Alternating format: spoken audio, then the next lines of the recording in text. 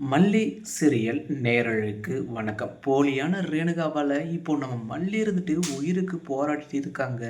ஒரு பக்கம் நம்ம விஜயும் சரி, அன்னபூர்ணியமும் சரி, மல்லி வந்துட்டு ஒன்றுமே நடக்காமல் மறுபக்கம் மறுபடியும் உயிரோட திரும்ப வரணும் அப்படின்னு இப்போ பிரார்த்தனை பண்ணிட்டு இருக்காங்க. இன்னொரு பக்கம் சுடர் இருந்துட்டு, அதாவது மல்லி நீ இப்படியே போய் சேர்ந்துடணும் அப்படின்ட்டு அவங்க ஒரு பக்கம் பிரார்த்தனை பண்ணிட்டு இருக்காங்க. கடைசியில் நீதி தான் ஜெயிக்கணும் சொல்லுவாங்க இல்லையா, அது போல் நம்ம மல்லி தான் எப்படியும் உயிர் பிழைச்சு இந்த சுடருக்கு ஒரு சரியான பாடத்தை கற்று தர தான் போகிறாங்க.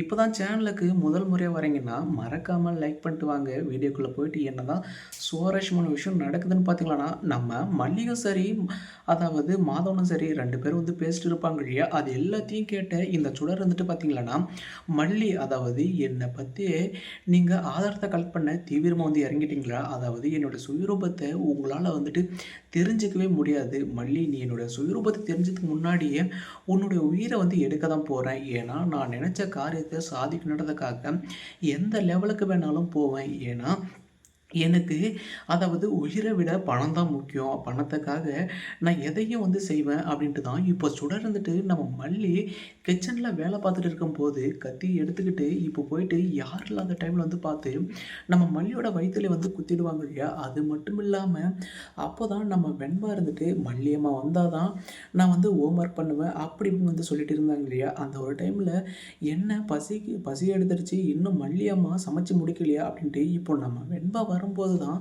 மறுபக்கம் தன்னுடைய மல்லியம்மா வயிற்றுல கத்தியால் குத்து வாங்கி இப்போது பிளட்டெல்லாம் வேஸ்ட் ஆகிட்டு இப்போ படுத்து கிடப்பாங்க இல்லையா. அதை பார்த்ததுமே நம்ம வெண்பாவும் சரி, இப்போ விஜயும் சரி பாதறி போயிடுவாங்க. மறுபக்கம் கதிரேஷ் மாப்பிள்ளை என்னாச்சு, யார் மல்லியை கத்தியால் குத்துனது அப்படி இருக்கும்போது அப்படி இப்படி பேசிட்டு இருப்பாங்க இல்லையா.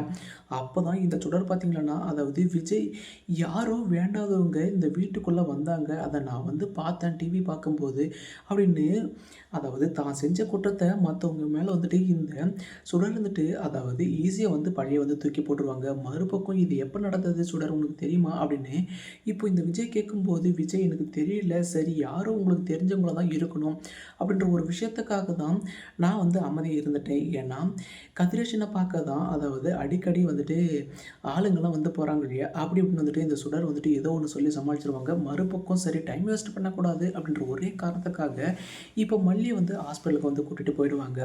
அதுக்கப்புறமா டாக்டர் என்னாச்சு ஏதாச்சும் சீக்கிரம் செக் பண்ணி பாருங்கள் அப்படின்னு சொல்லுவாங்க இல்லையா.